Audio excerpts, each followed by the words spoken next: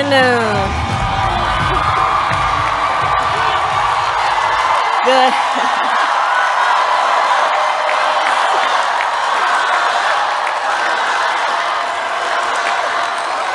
Good afternoon, everyone. Good afternoon. Good afternoon. Good afternoon.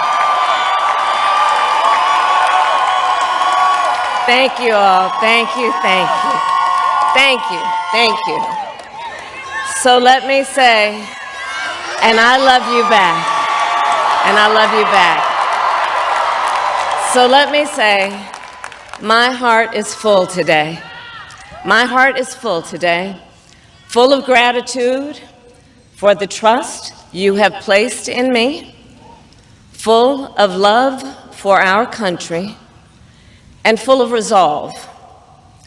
The outcome of this election is not what we wanted, not what we fought for, not what we voted for, but hear me when I say,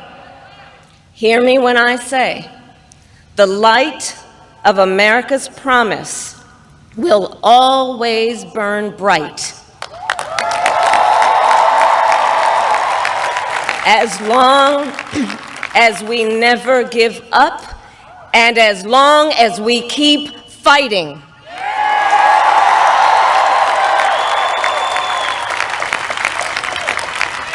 To my beloved Doug and our family, I love you so very much. To President Biden and Dr. Biden, thank you for your faith and support. To Governor Walz and the Walz family, I know your service to our nation will continue. And to my extraordinary team, to the volunteers who gave so much of themselves, to the poll workers and the local election officials, I thank you all. Look, I am so proud of the race we ran, and the way we ran it, over the 107 days of this campaign. We have been intentional about building community and building coalitions, bringing people together from every walk of life and background, united by love of country with enthusiasm and joy in our fight for America's future. And we did it with the knowledge that we all have so much more in common than what separates us. Now, I know folks are feeling and experiencing a range of emotions right now. I get it. But we must accept the results of this election. Earlier today, I spoke with President-elect Trump and congratulated him on his victory.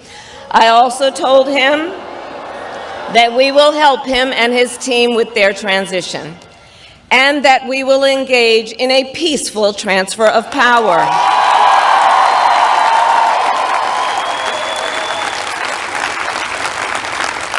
A fundamental principle of American democracy is that when we lose an election, we accept the results. That principle, as much as any other, distinguishes democracy from monarchy or tyranny, and anyone who seeks the public trust must honor it. At the same time, in our nation, we owe loyalty not to a president or a party, but to the Constitution of the United States.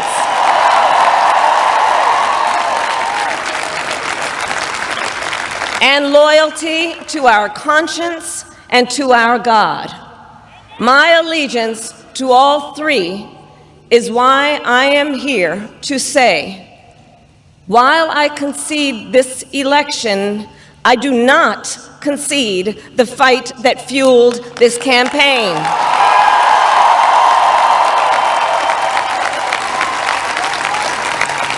The fight for freedom, for opportunity, for fairness, and the dignity of all people.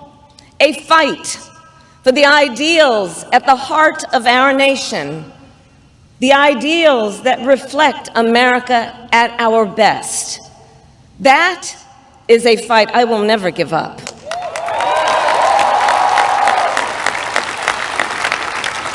I will never give up the fight for a future where Americans can pursue their dreams, ambitions, and aspirations, where the women of America have the freedom to make decisions about their own body and not have their government telling them what to do. We will never give up the fight to protect our schools and our streets from gun violence. And America, we will never give up the fight for our democracy, for the rule of law, for equal justice, and for the sacred idea that every one of us, no matter who we are or where we start out, has certain fundamental rights and freedoms that must be respected and upheld.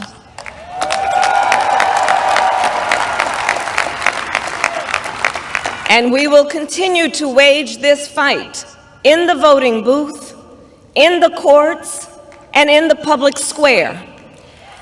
And we will also wage it in quieter ways, in how we live our lives, by treating one another with kindness and respect, by looking in the face of a stranger and seeing a neighbor, by always using our strength to lift people up, to fight for the dignity that all people deserve. The fight for our freedom will take hard work, but like I always say, we like hard work. Hard work is good work. Hard work can be joyful work. And the fight for our country is always worth it. It is always worth it.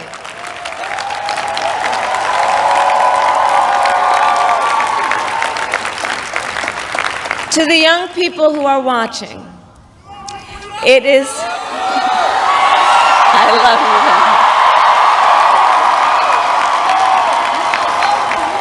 you. To the young people who are watching, it is okay to feel sad and disappointed, but please know it's going to be okay. On the campaign, I would often say, when we fight, we win. But here's the thing. Sometimes the fight takes a while. That doesn't mean we won't win. That doesn't mean we won't win. The important thing is don't ever give up. Don't ever give up. Don't ever stop trying to make the world a better place. You have power. You have power.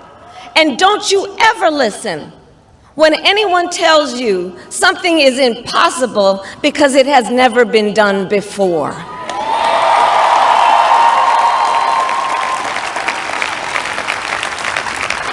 You have the capacity to do extraordinary good in the world. And so to everyone who is watching, do not despair. This is not a time to throw up our hands. This is a time to roll up our sleeves. This is a time to organize, to mobilize, and to stay engaged for the sake of freedom and justice and the future that we all know we can build together. Look, many of you know I started out as a prosecutor, and throughout my career, I saw people at some of the worst times in their lives. People who had suffered great harm and great pain, and yet found within themselves the strength and the courage and the resolve to take the stand, to take a stand, to fight for justice, to fight for themselves, to fight for others. So let their courage be our inspiration. Let their determination be our charge. And I'll close with this. There's an adage an historian once called a law of history, true of every society across the ages. The adage is, only when it is dark enough can you see the stars. I know many people feel like we are entering a dark time, but for the benefit of us all, I hope that is not the case. But here's the thing, America, if it is, let us fill the sky with the light of a brilliant, brilliant billion of stars. The light of optimism, of faith, of truth, and service.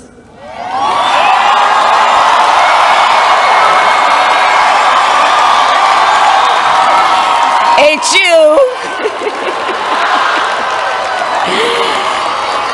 And may that work guide us, even in the face of setbacks, toward the extraordinary promise of the United States of America. I thank you all. May God bless you, and may God bless the United States of America. I thank you all.